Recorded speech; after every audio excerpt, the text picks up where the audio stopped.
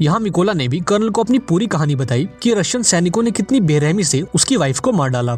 इस दौरान मिकोला काफी इमोशनल भी हो गया, लेकिन कर्नल ने उसे संभाल लिया। अगली सुबह ये सभी अपने अगले मिशन पर निकल गए। ये मिशन काफी इम्पोर्टेंट था क्योंकि इन्हें खबर मिली थी कि रशियन सैनिकों की एक टुकड़ी इस रास्ते से गुजरने वाली है। कर्नल और मिकोला फटाफट से लोकेशन पर पहुंचे और अपनी पोजीशन लेकर बैठ गए। थोड़ी देर बाद इन्हें 2 रशियन सैनिक दिखे जो अपनी बाकी की टीम का इंतजार कर रहे थे।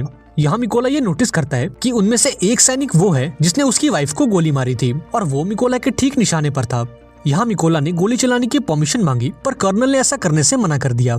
अब मिकोला गुस्से से लाल हो रहा था और उसे हर हाल में अपनी वाइफ के कातिल को मारना था, इसलिए उसने दोबारा से फायर करने की परमिशन मांगी, पर एक बार फिर कर्नल ने ऐसा करने से मना कर दिया। लेकिन अब मिकोला के सब्र का बांध टूट गया और उसने गोली चला दी। गोली लगने से उस सैनिक की मौके पर ही मौत हो गई, पर रशियंस को भी उनकी लोकेशन का पता लग गया। लेकिन इससे भी बुरी बात ये थी कि रशिया का सबसे खतरनाक स्नाइपर, जिसका नाम सेरी था, वो भी अपनी पोजीशन लेकर बैठा हुआ था और अब उसे भी इनकी लोकेशन का पता लग गया था। कर्नल भी ये बात जानता था कि सेरी आसपास ही है, इसलिए वो सेरी की तलाश करने लगा। लेकिन इससे पहले कि वो उसकी लोकेशन को जान पाता, सेरी ने उसे एक हेडशॉट दे दिया और कर्नल की मौके पर ही मौत हो गई। अब मिकोला को समझ आया कि रशियंस को उनकी लोकेशन का पता लग चुका है और कैसे उसकी एक गलती ने कर्नल की जान ले ली। इधर रशियन सैनिकों ने भी मिकोला के ऊपर जोरदार फायरिंग शुरू कर दी।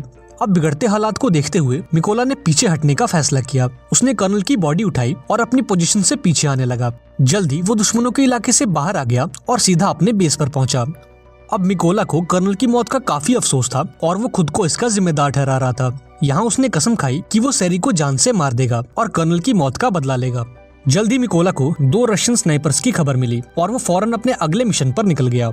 वो लोकेशन पर पहुंचा और अपना निशाना लगाकर बैठ गया। जल्द ही उसने एक स्नाइपर को मार गिराया, पर इस फायरिंग के दौरान एक गोली उसे भी लग गई। लेकिन उसने हार नहीं मानी और जैसे तैसे करके उस दूसरे स्नाइपर को भी मार गिराया। अब चूंकि वो काफी घायल था, इसलिए वो एक सीक्रेट बेस पर चला गया और अपनी बॉडी को थोड़ा आराम दिया। इस दौरान उसे आर्मी के मेजर का कॉल आया और उसने मिकोला को बताया कि हमने उस स्नाइपर का पता लगा लिया है जिसने कर्नल को मारा था। इसके बाद मिकोला अपने बेस पर पहुंचा और यहाँ मेजर सभी को उस स्नाइपर के बारे में बताने लगे।